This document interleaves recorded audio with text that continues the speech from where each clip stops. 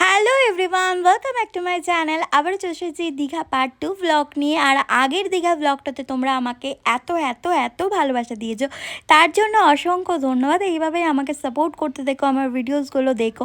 আর এই ব্লগটা হলো দীঘা পার্ট 2 ব্লগ। আমরা রুম থেকে ফ্রেশ হয়েই দীঘার মানে বিচে যাওয়ার জন্য ড্রেস আপ করে বেরিয়ে পড়েছি বিচে যাওয়ার জন্য। বিকজ আমরা একদিনের প্ল্যান করে এসেছিলাম, তারপরে গিয়ে কি হয়েছিল সেটা তোমরা পরের ব্লগগুলোতে দেখতে পারবে। আর এখন আমরা সবাই মিলে রেডি হয়ে ভীষণ এক্সাইটমেন্টের সাথে যাচ্ছি বিচের দিকে। সো আমি ভীষণ এক্সাইটেড। আমরা পুরো ফ্যামিলি মিলে একসাথে দীঘার সমুদ্রে চান করব। সো আমি তো বিশাল এক্সাইটেড। দেখতেই পাচ্ছ আমরা প্রায় বিচের সাইডে চলে এসেছি। এখানে দোকানগুলো দেখতে পাচ্ছ, আর একটু গেলেই একদম সমুদ্রকে আমরা মানে দেখতে পারবো। সো আমি অনেক দিন পর আবার দীঘা বিচে যাচ্ছি, মানে প্রায় 1 বছর পর। আমি 1 বছর আগে মানে আমার বিয়ের কিছুদিন আগে আমি এসেছিলাম দীঘা, দেন আবার এসেছি। সো আমি তো ভীষণ এক্সাইটেড। আমি জাস্ট তোদলে যাচ্ছি, আমি এক্সপ্রেস করতে পারছি না আমার মানে আমি যে কথাগুলো বলতে চাই, সো আমি এক্সপ্রেস করতে পারছি না। এতটা ভালো মুহূর্ত কেটেছিল আমাদের এই দীঘা বিচে গিয়ে। সো আমি তো ভীষণ খুশি। আর এই দেখতে পাচ্ছ সমুদ্র দেখলেই যে আমার এত ভালো লাগে যায়। মানে আমার সত্যিকারে বেসিক্যালি আমি একজন মানে বিচ পারসন। সো অনেকের পাহাড় পছন্দ, বাট আমার বিচ সত্যিকারের খুব ভালো লাগে।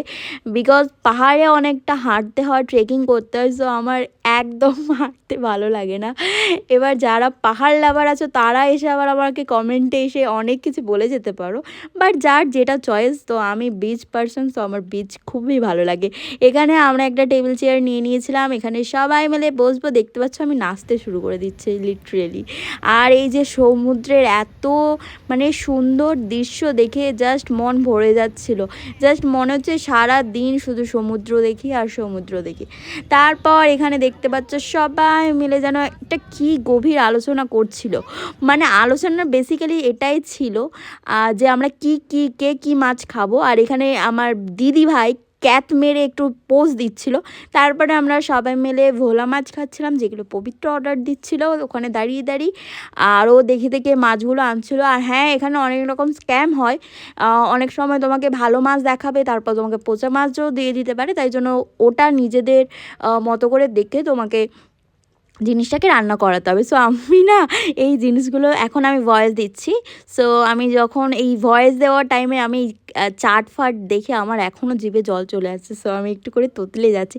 তারপরে আমরা এগুলো খাওয়া দাওয়া শেষে আমরা একটু চান করেছিলাম সমুদ্রে। ভাই কি অবস্থা, আমি খালি পড়ে যাচ্ছি দেখো।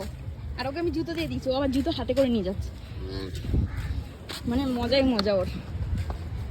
ওদিকে মাও যাচ্ছে, আমি এদিকে যাচ্ছি খালি পায়ে, এদিকে বাবা যাচ্ছে, ননি যাচ্ছে। মানে বিশাল মজা।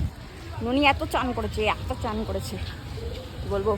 আমি নামটা আমার এখন মনে নেই। এই যে হচ্ছে কাজু কুলফি। সো এটা অনেক ফেমাস, আমি দীঘার অনেক ভিডিওতে দেখেছি, অনেকে এটা খেয়েছে, অনেকে ভালো বলেছে। সো আমার এটাকে ট্রাই করার খুব ইচ্ছা ছিল। সো আমিও ভাবলাম, পবিত্রকে বললাম যে একটু ট্রাই করি, চলো সবাই মিলে।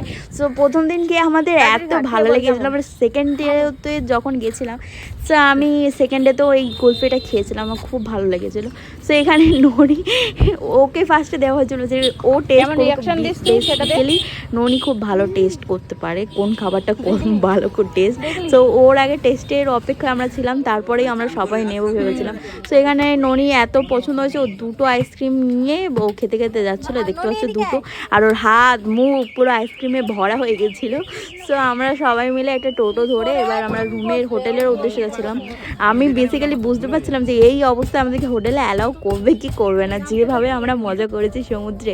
সো তারপরে কিছু হয়নি, আমাদেরকে অ্যালাউ করে দিয়েছিল। সো আমরা গিয়েছিলাম তারপর রুমে। এখানে লিফটে দেখতে পাচ্ছ হ্যাঁ আমরা সবাই চান করেছিলাম।